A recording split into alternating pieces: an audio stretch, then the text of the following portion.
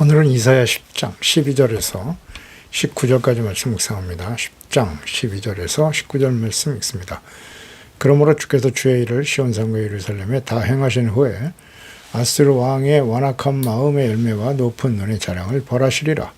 그의 말에 나는 내 손의 힘과 내 지혜로 이 일을 행하였나니 나는 총명한 자라 열고의 경계선을 걷어치웠고 그의 재물을 약탈하였으며 또 용감한 자처럼 위에 거주한 자들을 낮췄으며 내 손으로 열국의 재물을 얻은 것은 새의 보금자리를 얻은 것 같고 온 세계를 얻은 것은 내 버린 알을 주움 같았으나 날개를 치거나 입을 벌리거나 지저귀는 것이 하나도 없었다 하는도다. 도끼가 어찌 찍는 자에게 스스로 자랑하겠으며 톱이 켜는 자에게 스스로 큰 채 하겠느냐. 이는 막대기가 자기를 드는 자를 움직이려 하며 몽둥이가 나무 아닌 사람을 들려 함과 같음이로다. 그러므로 주 만군의 여호와께서 살린 자를 발휘하게 하시며 그 영화 아래에 불이 붙는 것 같이 맹렬히 타게 하실 것이다. 이스라엘의 빛은 불이 되고 그의 거룩하신 이는 불꽃이 되실 것이니라. 하루 사이에 그의 거시와 진례가 소멸되며 그의 숲과 기름진 밭의 영광이 전부 소멸되리니 병자가 점점 쇠약하여 같을 것이라. 그의 숲에 남은 나무의 수가 희소하여 아이라도 능히 계수할 수 있으리라. 아멘. 교만한 대적들에 대한 하나님의 심판, 역사의 주관자이신 하나님을 잘 보여주고 있습니다. 하나님께서는 교만하고 완악한 이스라엘을 심판하시기 위해서 아스르를 진노의 막대기, 분노의 몽둥이다 라고 말씀하셨죠. 아스르는 하나님의 도구로, 심판의 도구로 사용하셨지만은 그들은 자신들의 역할에 대한 이해가 없었고 스스로 높이고 자신들이 섬기는 우상들을 이스라엘 하나님보다 우월하다고 자랑하며 하나님을 멸시하는 교만에 빠졌습니다. 하나님께서는 자신의 백성에 대한 심판을 마치신 후에 그 도구로 사용했던 아스르 왕의 교만한 마음과 높은 눈을 심판하실 것임을 선포하십니다.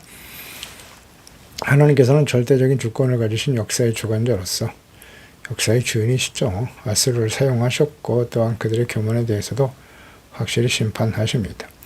하나님의 거룩하심은 죄와 양립할 수 없고 아스르의 교만은 하나님의 거룩하심을 모독하는 행위이기 때문에 반드시 심판받아야 마땅함을 보여주십니다.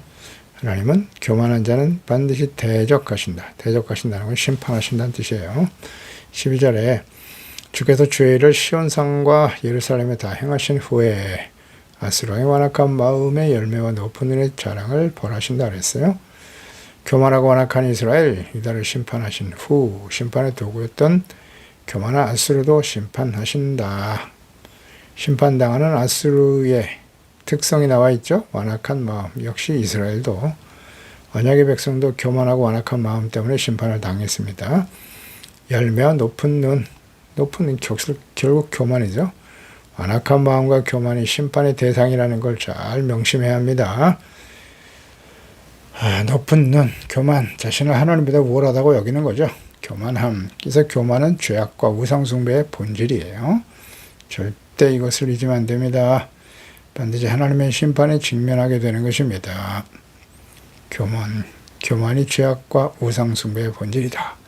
신명기 8장 11절 이하에 내가 오늘 네게 명하는 여호와의 명령과 법도와 규례를 지키지 아니하고 애굽에서 구원받은 하나님의 백성들, 모든 시대에 하나님의 백성과 자녀들에게 하신 말씀이에요. 네 하나님 여호와를 잊어버리지 않도록 삼가라고 하셨어요. 내가 먹어서 배부르고 아름다운 집을 짓고 거주하게 되며 또 내 소와 양이 번성하여 내 은금이 증식되며 내 소유가 풍부하게 될 때에 경제적으로 풍성해지면 마음이 교만하여, 이렇게 하나님 말씀하셨잖아요. 반드시 마음이 교만해진다. 그래서 마음이 교만하여 내 하나님을 잊어버릴까 염려하노라. 여호와는 너를 애굽 땅에서 종되었던 집에 이끌어 내신 하나님이심을 잊지 말라는 거죠. 소유가 풍부하게 될 때에, 경제적으로 풍요롭게 될 때에 어떻습니까? 모든 시대에 이 하나님의 말씀 그대로 적용되죠? 모든 소유가 풍부해지면 어떻게 된다고요? 마음이 교만해진다고요. 교만해져요. 하나님이 하신 말씀이에요. 그래서 그 결과로 하나님 여호와를 잊어버린다. 구원의 하나님, 은혜의 하나님을 잊어버린단 말이에요. 이거 조심하라고 염려하시면서 하신 말씀인데 역사 속에 그대로 실현되었죠. 네. 이거 오늘날도 마찬가지예요. 인류 역사 중에 오늘날 이때처럼 경제적으로 풍부한 시대가 있었나요? 풍부해지면 어떻게 된다고요? 마음이 교만해지죠. 우리 나라를 보세요. 나라를. 60년대 전쟁 이후에 60년대, 70년대 얼마나 힘들게 살았어요. 그래서 경제적으로 조금 부유해지니까 90년대 이후에 교만해지죠? 사람들이 교회에서 떠나요. 마음이 교만해져야 하나님의 은혜를 잊어버립니다. 어쩔 수 없는 거예요. 유럽이 그랬고 미국도 그러했고 오늘날 우리 한국도 마찬가지예요. 교회들을 보세요. 하나님의 백성이라도 교만하면 하나님 어떻게 하신다고요? 심판하십니다. 교만한 자는 심판당해요. 하나님의 백성들이라도 예수 믿고 구원받은 하나님의 자녀라도 물질과 재물, 권력이 풍성해지면요. 부유해지면 반드시 교만해져요. 그래서 하나님의 심판의 대상이 된다. 절대 진리입니다. 신명기 8장 19절 이하잖아요. 내가 만약 여호와를 잊어버리고 하나님 잊어보면 어떻게 돼요? 다른 신을 따라 그들을 섬기며 절하면으로 이어지게 되는 거예요. 이건 진리의 말씀이에요. 그래서 하나님보다 재물을 더 의지하죠. 세속적인 쾌락을 추구하고 자기 자신의 능력과 힘을 더 믿고 의지하게 된단 말이에요. 자기중심, 교만. 너희가 반드시 멸망한다. 여호와께서 너희 앞에서 멸망시킨 민족들 같이 너희도 너희가 누굽니까? 멸망하리니. 이는 너희가 하나님 여호와의 소리를 청정하지 아니하였기 때문이다. 하나님 말씀을 듣고 순종하지 않아요. 멸망시킨 가나안 족속들이 멸망당한 것 같이 너희도 멸망한다. 잊지 말아야 합니다. 이 너희 속에 우리도 포함되는 거예요. 13절에 그의 말이 나는 내 손의 힘과 내 지혜로 일을 행했다. 나는 총명한 자다. 아주 교만 방지하네요. 교만 아수르 왕은 자신의 거둔 모든 성공을 자신의 힘과 지혜에서 비롯된 결과라고 자랑하고 있습니다. 스스로의 영광을 추구하는 교만한 자는 나는 총명한 자다라고 말하죠. 진짜 그럴까요? 잠언서 3장 3절 이하 인자와 진리가 내게서 떠나지 말게 하고 그것을 내 목에 매며 내 마음판에 새기라. 그러면 내가 하나님과 사람 앞에서 은총과 기중을 받게 될 거야. 너는 마음을 다해 여호와를 신뢰하고 내 명철을 의지하지 말라고 하십니다.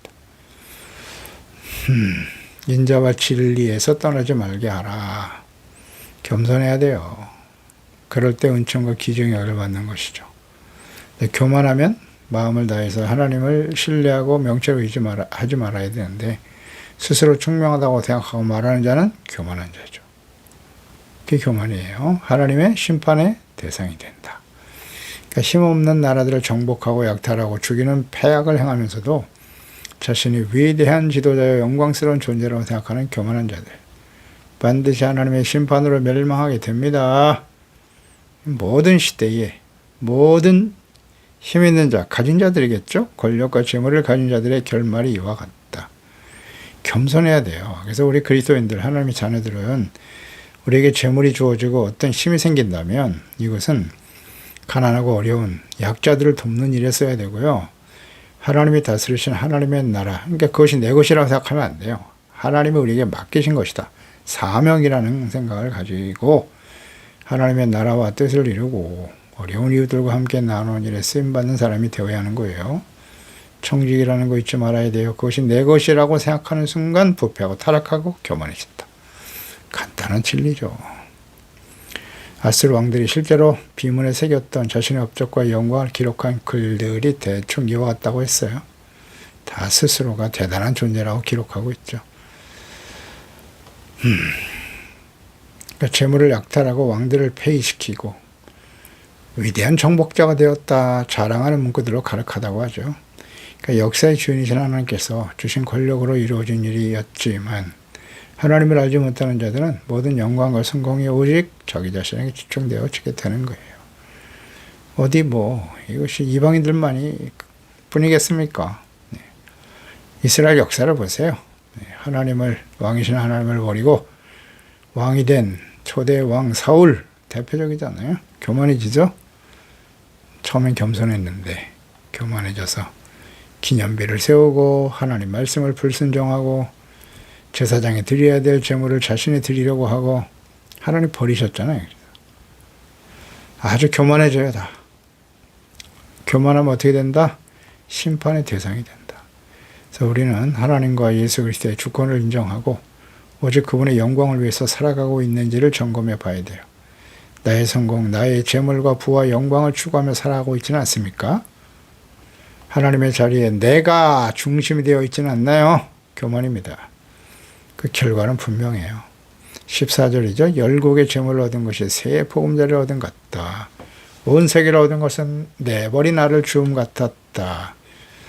그러니까 정복전쟁과 재물 탈취의 용이함이 어미새가 자리를 비운 새 둥지에 알을 줍는 것 같이 아주 수월하게 되었다. 손쉽게 자신들이 얻을 수 있었다고 고백하고 있네요. 만약 어미새가 있었다면 생사를 각오하고 심자들에게 덤벼들었을 것인데, 그래서 날개를 치거나 입을 벌리거나 지저귀는 것이 하나도 없었다.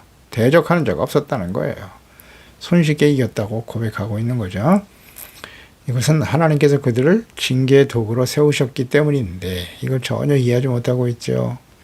아수르가 마주한 모든 신들, 열국의 신들이 자신의 신보다 무력했음을 과시하는 동시에 이스라엘의 하나님조차도 그 무력한 신들 중에 하나로 취급하는 아주 교만한 태도죠. 이스라엘의 하나님을 멸시하는 패역입니다.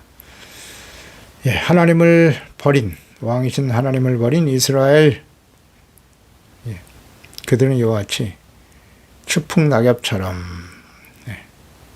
아수르에 의해서 멸망을 당하게 될 것이란 거죠. 하나님을 알지 못하는 이방인의 권력자들은 마땅히 이러한 모습을 보이죠. 교만하잖아요. 하나님 만약에 백성 이스라엘의 왕들도 이와 같은 모습을 보였다는 사실. 다윗의 아들 솔로몬이 위대한 일을 했죠. 하나님 앞에 겸손하게 시작해서 하나님이 솔로몬을 너무 사랑하셨죠. 구하지 아니한 처음에 지혜로운 마음을 구했어요. 하나님이 다스리시는 거룩한 의의 나라로 거룩한 백성으로 세워가는 일에 선악을 분별할 수 있는 지혜를 달라고 기도했고, 그가 구하지 아니한 부와 재물도 더하여 주셨어요. 전무후무한 지혜를 주셨고요. 그런데 어떻게 되었나요? 솔로몬이 타락하게 되죠. 그래서 이스라엘의 10지파를 여로보암에게 맡깁니다. 하나님께서요. 그러면서 하신 말씀이 왕상 11장 35절인데요. 내가 그의 아들의 손에서 나라를 빼앗아 그의 10지파를 너에게 줄 거야. 여로보암에게. 그의 아들들에게는 내가 한 지파를 주어 내가 거기에 내 이름을 두고 자 하여 택한 성읍 예루살렘에서 내 종 다윗이 항상 내 앞에 등불을 가지고 있게 할 거야. 내가 너를 취하리니 내 마음에 원하는 대로 다스려 이스라엘 위에 왕이 되라.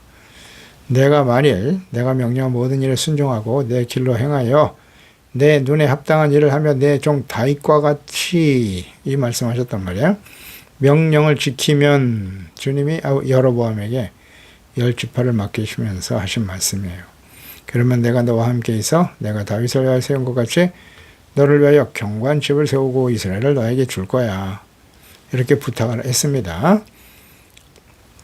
내 종 다윗이 행한 같이 세겜을 건축하고 거기서 또 나가 분회를 건축하고 왕상 12장 25절이죠. 이 여로보암이 그의 마음에 스스로 이기를 나라가 이제 다윗의 집으로 돌아가리로다 걱정하면서 만일 이 백성이 예루살렘에 있는 여호와의 성전에 제사를 드리고자 하여 올라가면 이 백성의 마음이 유다 왕 된 그들의 주 르호보암에게 돌아가서 나를 죽이고 유다 왕 르호보암에게로 돌아가리라 하고 두 금송아지를 만들고 무리에게 말하기를 송아지 만들었네요. 예루살렘에 올라갈 것이 없도다. 이스라엘아 이는 너희를 애굽 땅에서 인도하여 올린 너의 신들이다. 출애굽기 32장 모습이 그대로 재현되고 있네요. 모세가 십계명 하나님 말씀을 받기 위해서 신의 산에 올라갔을 때 하나님 만나 뵙고 있을 때 밑에서 모세가 늦게 내려온다고 그는 죽었다. 우리를 애굽에서 인도하고 약속의 땅으로 인도할 신을 만들어내라. 그래서 금송아지 만들고 뛰어놀았잖아요. 여로보암이 동일하게 그 일을 가게 되네요. 금송아지 만들어서 하나는 베델, 하나는 단에 두었다. 하나님을 버리고 송아지 우상을 세우고 이렇게 시작한 북이스라엘 마지막 호세아 왕까지 한 사람도 하나님께 돌아온 왕이 없었네요. 유다의 왕들도 다윗과 요시야 총들을 제외하고는 대부분 처음 시작은 겸손했지만 강성해지면서 다 교만해졌어요. 이사야 시대에 하나님의 말씀을 전하고 증거했던 그 시대의 유다의 왕이 이제 아하스에 이어서 히스기야까지 이루어지죠. 히스기야가 비록 성군이긴 했지만 역대하 32장 25절에 보면 히스기야가 마음이 교만해지잖아요. 그 받은 은혜를 보답하지 아니하므로 진노가 그와 유다 예루살렘에 내리게 되었더라. 하나님을 경외하며 시작한 히스기야도 교만해집니다. 아들 므낫세의 패역으로 인해서 완전히 하나님의 심판을 작정하시는 과정을 우리는 보게 되지요. 15절에 도끼 어찌 찍는 자에게 스스로 자랑하겠으며 톱이 어찌 켜는 자에게 스스로 큰 체 하겠느냐. 그러니까 아수르 왕이 교만한과 어리석음을 지적하고 책망하는 것이죠. 도끼와 톱은 유용한 물고기는 하지만 사람이 없이는 아무 일도 하지 못해요. 그걸 사용하는 것은 사람이 하는 거잖아요. 그러니까 지금 아수르 왕이 주변 나라들을 정복하고 북이스라엘과 유다를 침공하는 이런 모든 과정, 하나님께서 그들을 심판의 도구로 사용하고 계신단 말이죠. 그런데 도끼와 톱이 정반대로 자기들의 사람을 움직이고 있다고 착각한다면 이게 얼마나 어리석은 일인가라는 거예요. 아수르는 자신이 대단한 능력을 가진 위대한 존재라고 열고 있지만 실상은 하나님의 손에 들린 막대기의 몽둥이에 불과했던 것인데 이 사실을 알지 못하죠. 이게 비극이에요. 이방인이 그럴 수밖에 없지만 하나님의 자녀들이 하나님께서 높여주시고 복을 주시고 형통하게 하시면 역시 아수르 왕과 같이 스스로 높이고 자라는 교만에 빠지게 된다는 거죠. 이거 지금 경고하고 계시는 것이고요. 이것은 역사 속에서 우리가 다 확인할 수 있는 바예요. 불신자들, 하나님을 모르는 사람들은 당연해요. 스스로 높이는 겁니다. 자신의 영광을 위해서 살아요. 그 교만으로 인해서 심판에 떨어지게 되겠죠. 그러나 교만의 반대말이 이제 열등감이에요, 사실은. 가진 자는 교만에 빠지고 그것을 얻지 못하는 심각한 열등감에 빠져서 하나님과 세상을 원망하며 살아가죠. 근데 하나님의 자녀들이 이와 같은 교만에 떨어진다는 것이 이게 심각한 문제란 말이에요. 신명기 8장 16절이잖아요. 내 조상들도 알지 못하던 만나를 광야에만 너에게 먹이셨는데 이는 다 너희를 낮추시고 시험하신 것이다. 마침내 내게 복을 주시기 위해서. 잘 보세요. 너를 낮추시고 너를 시험하사 40년 동안 광야에 있게 하신 뜻이에요. 목적. 시험하셔서 낮춘다. 겸손하게 하신다는 거잖아요. 겸손한 자에게 뭘 주신다고요? 복을 주신다. 다시 말하면 겸손해지는 것이 뭐다? 복이다. 이게 바로 마태복음 8복으로 바로 연결되잖아요. 심령이 가난한 자는 복이 있도다. 하나님의 나라가 저의 것이다. 전국이 그들의 것이다. 복의 핵심은 뭡니까? 하나님이 다스리신 하나님의 나라. 거룩한 백성으로 살아가는 거예요. 그러기 위해서는 어떻게 해야 돼요? 겸손해야 된다. 그러나 내가 마음에 이르기를 내 능력과 내 힘으로 내가 이 재물을 얻다 말할 것이다. 내 하나님 여호와를 기억하라. 내게 재물을 능력을 주신 분은 하나님이시죠. 그런데 이 언약을 오늘과 같이 이루리 하시는 분인데 내가 만일 하나님을 잊어버리는 게 교만이에요. 잊어버리고 다른 신들을 따라서 보세요. 하나님 잊어버리면 어떻게 연결돼요? 다른 신을 섬기고 재물이나 자기 자신을 믿는 것이 되는 거죠. 우상을 따르거나. 여호와께서 너희 앞에 멸망시킨 민족들과 같이 너희도 그렇게 된다는 거 항상 잊지 말아야 돼요. 16절. 그러므로 주 만군의 여호와께서 살린 자를 파리하게 하신다. 그러므로 결론이죠. 교만과 어리석은 자들에 대한 하나님의 심판이죠. 아수르의 교만과 어리석음에 대한 하나님의 심판은 두 가지로 선포됐는데 하나는 질병이네요. 살린 자를 파리하게 하신다. 또 불이 붙는 것 같이 맹렬히 타게 하실 것이다. 질병과 불의 심판으로 정리하실 것이다. 살린 자를 파리하게 한다. 많은 질병을 보낸다는 뜻이에요. 레위기 26장 16절이죠. 내가 이것이 너희에게 행할 것인데 곧 내가 너희에게 놀라운 재앙을 내려 폐병, 열병, 눈이 어둡고 생명이 쇠약하게 할 것이다. 이런 말씀하셨거든요. 신명기 28장 22절에도 여호와께서 폐병과 열병과 염증과 흑질, 한재, 풍재와 썩는 재앙으로 너를 치실 것이다. 이 재앙들이 너를 때려 너를 진멸하게 할 거야. 하나님이 심판하시는 방법이죠. 또 17절에 이스라엘 빛은 불이 되고 그의 거룩하시는 불꽃이 되실 것이다. 교만하고 어리석은 아수르에 대한 심판의 주체는 이스라엘에게 빛이 되시는 하나님이라고 증거하십니다. 아수르에게는 심판의 불과 불꽃이 되실 것이다. 그 이스라엘의 거룩하신 이는 불꽃이 되신다. 하나님의 거룩하심이 죄와 교만을 태워버리는 공의의 속성을 가지고 계신다는 거죠. 심판은 하루 사이에 일어날 만큼 아주 신속하게 일어날 것이다. 강력하게 일어날 것이고 불이 갈시와 찔레를 순식간에 태워버리는 것 같이 교만한 아수르 군대를 심판하신다. 예, 순식간에 없애버리겠다. 왕하 19장 35절이에요. 아수르의 사내립이 히스기야 시대에 유다를 공격해 왔을 때죠. 예루살렘. 여호와의 사자가 아수르 진영에서 군사 18만 5천 명을 쳤다. 아침에 일찍 일어나 보니 다 송장이 되었더라. 그러니까 거룩하신 하나님의 불꽃, 경건하지 않고 거룩함을 상실한 주의 백성들에게도 동일하게 이 심판이 이루어진다. 이것을 명심해야 됩니다. 신약성경에 보면 베드로 후서에 나타나 있죠. 3장 7절에 이제 하늘과 땅은 동일한 말씀으로 불사르기 위하여 보호하신 바 되어 경건하지 아니한 사람들의 심판과 멸망의 날까지 보존해 두신 것인데, 보세요. 경건하지 아니한 사람들이 심판의 대상이에요. 그들은 다 교만한 사람들입니다. 주의 날이 도둑같이 오게 될 것이고 그날에는 하늘이 큰 소리로 떠나고 물질이 뜨거운 불에 녹아 풀어질 것이다. 불로 심판하신다. 그때 모든 일들이 드러나게 되는데 그 모든 것이 풀어지리니 너희가 어떤 사람이 되어야 마땅하냐 그랬어요.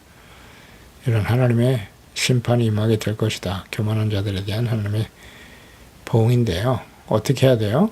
마지막 심판, 요한계시록 이제 마지막 불로 이 땅에 심판이 일어나게 될 것이에요. 어떤 사람이 돼야 돼요? 거룩한 행실, 경건함으로 하나님의 날이 임하기를 바라보면서 간절히 사모해야 한다.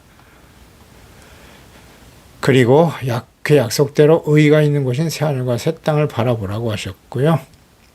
주님 앞에서 점도 없고 흠도 없이 평강 가운데 나타나기를 힘써야 되는 거예요. 이것이 바로 하나님의 심판의 날을 기다리는, 준비하는 지혜로운 자가 되어야 한다는 거죠. 경건한, 거룩한 행실, 경건함입니다. 경건치 아니하는 자가 심판의 대상이거든요. 또 18절에 보면 숯과 기름진 밭의 영광이 전부 소멸된다. 병자가 점점 쇠약하여 지어져서 결국 사망을 향해 가는 것처럼 이렇게 멸망하게 될 것이다. 그러니까 아수르 제국의 핵심 전력이자 자랑거리인 숲이죠. 숲. 정의의 군대, 지도자들, 기름진 밭의 영광, 재물이죠. 경제적인 재물까지도 다 소멸될 것이고요. 병자가 점점 쇠약하여 감같이 회복불능하고 완전한 쇠락을 맞이하게 될 것이다. 하나님이 하시는 일이니까요. 그 번성했던 아수르의 군대, 국력 숲이 불타버리고 난 뒤 남은 나무의 숫자가 그랬어요. 숲에 남은 나무의 수가 희소하여 그랬어요. 아이라도 능히 계속하게 될 것이다. 강성하고 번성했던 아수르의 군대와 국력이 하나님의 심판을 받은 후에 남은 수가 너무 작아서 희소하여 아이라도 쓸 수 있을 정도가 될 것이다. 그렇게 완전히 파멸에 이르게 된다는 것이죠. 교만한 아수르 제국에 전멸하게 될 것이고 하나님의 뜻대로 되겠죠. 역사를 통해서 확인할 수 있어요. 미미한 존재로 전락할 것이다. 완전히 사라지죠. 그 이후에 이제 바벨론이 강성하게 되는 것을 우리는 역사를 통해서 확인할 수 있습니다. 그래서 이 말씀을 통해서 우리는 도구에 불과한 아수르의 교만의 결과가 얼마나 참담한가. 하나님은 교만한 자들을 다 보고 계세요. 심판하시고 이건 하나님의 절대적인 주권, 역사의 주인이신 하나님이 행하시는 일을 말하게 되고요. 도끼와 나무꾼에 반항할 수 없듯이 피조물이 창조주이신 하나님 앞에 절대 대항할 수 없다는 아주 분명한 진리와 교훈을 우리에게 주고 계시는 것입니다. 기도하겠습니다. 하나님 아버지, 오늘도 주의 말씀을 듣습니다. 패역한 하나님의 백성들, 교만하고 완고하죠.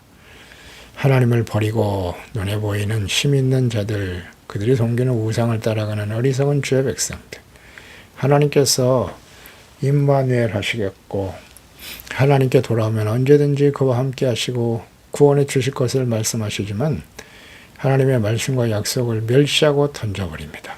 이런 폐역하고 완고한 주의 백성들 하나님이 심판하실 수밖에 없어요. 교만하기 때문이에요. 완고합니다. 회개하지 않아요.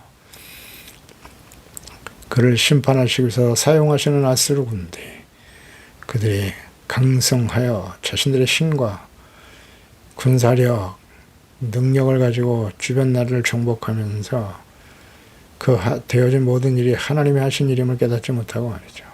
스스로 교만에 빠져 있습니다.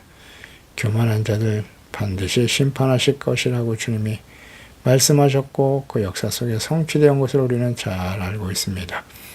하나님 아버지여, 이스라엘 백성들 언약의 백성이라도 교만하여 하나님의 책망의 말씀을 듣고 회개하고 돌이키지 않으면 하나님의 진노의 심판 가운데 떨어진다는 사실을 항상 생각하게 해주세요. 우리가 예수 그리스도의 놀라우신 구원의 은혜로 하나님의 자녀가 되었습니다. 그러나 이 세상은 어느 시대보다 교만하고 악한 세대입니다. 그들에게 영향을 받고 있는 것 또한 사실이고요. 교만한 자, 마음이 완악한 자가 되지 않게 하시고 늘 경건함과 거룩한 행실로 주님 오실 그날에 흠이 없고 점도 없이 평강 가운데 주님 앞에 잘 준비되어서 영광스러운 모습으로 주님을 맞이할 수 있는 온유하고 겸손한 자들이 다 되게 하여 주시옵소서. 예수님의 이름으로 기도드리옵나이다. 아멘.